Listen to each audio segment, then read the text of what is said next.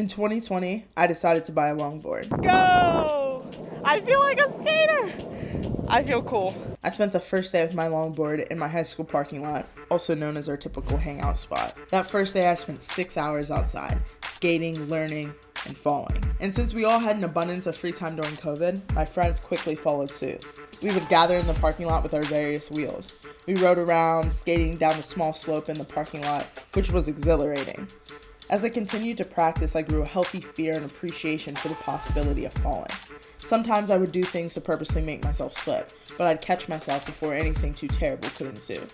I was fascinated by the idea of getting battle wounds. Definitely almost just got hit by a car because I almost went down like the curb and I wasn't looking to see if a car was coming. I wanted a thrill, to be cool, to have something to prove out of the misery that was COVID. So I kept skating every day for hours, and before I knew it, I wasn't too bad.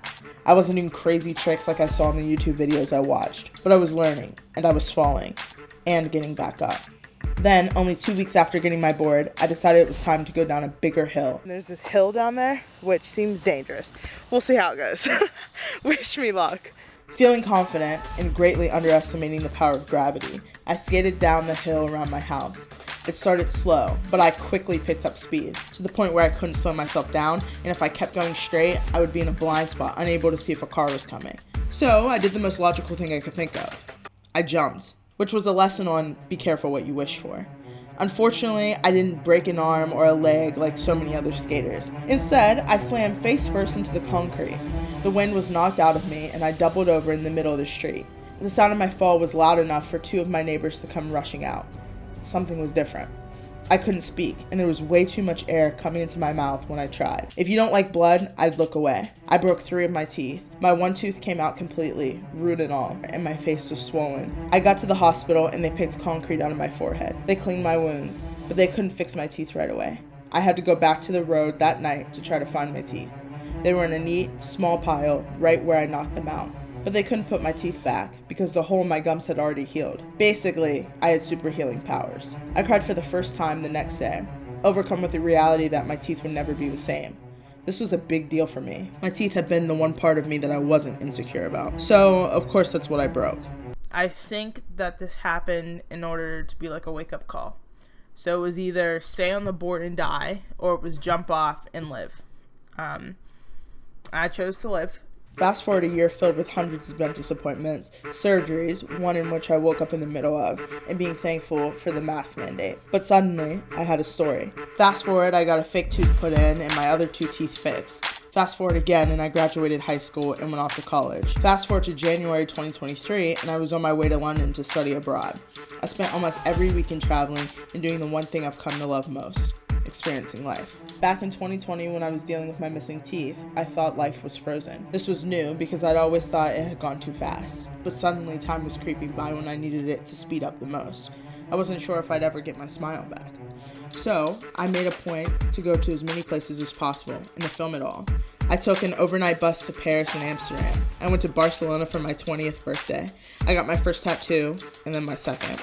I went to the Netherlands and went to the pub with the workers from Heineken. I got called a Yankee Doodle in Dublin on St. Paddy's Day. I flew to Greece and ate the best food of my life.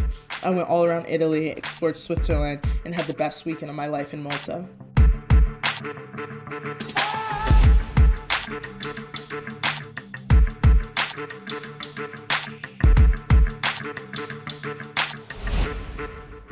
I experienced more life in those few months than I did in my whole life. My smile was different, happier, fuller, more authentic. I was living my dream life, traveling while filming and writing. My appreciation for humans, their stories, their cultures, expanded to a point that it can never be put back in a box and shoved to the back of my brain. But I knew time would creep up again, this time faster than ever. I knew that breath would once again be knocked out of me. It is my last day in London. So, in every place I traveled, I sat with a fear of time. I squeezed my eyes shut and tried to remember everything. I took in the stillness of the air, the kisses of the sun, the motion of the waves caressing my skin.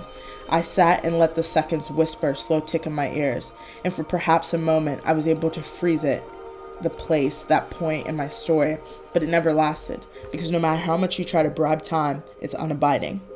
To be honest, I started to question what the point of everything was if nothing lasts.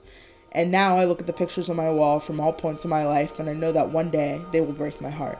as time does to us all. I look at photographs of my dog on the wall and I know that it will break my heart one day, but I don't take the pictures down. I look at photos from yesterday only to realize that it's been decades, but I don't take them down. I remind myself as tears sear into my cheeks that the frozen time capsules hold immense joy. And suddenly, in my pictures and videos, I realized that I had captured life, despite time fighting against my wishes. I had once wrestled with movies and books and the desire to have a life like the ones in those stories. But the truth is, movies are like life, and the more you experience life, the greater story you have to tell. As I experienced what it means to be alive, I realized that every experience in which my life felt small didn't mean I was insignificant. It meant I was a human amongst other humans in a world surrounded by a galaxy. I didn't need my teeth to be perfect or time to abide by my rules. I just want a life that's worth turning into a story that people will hopefully listen to.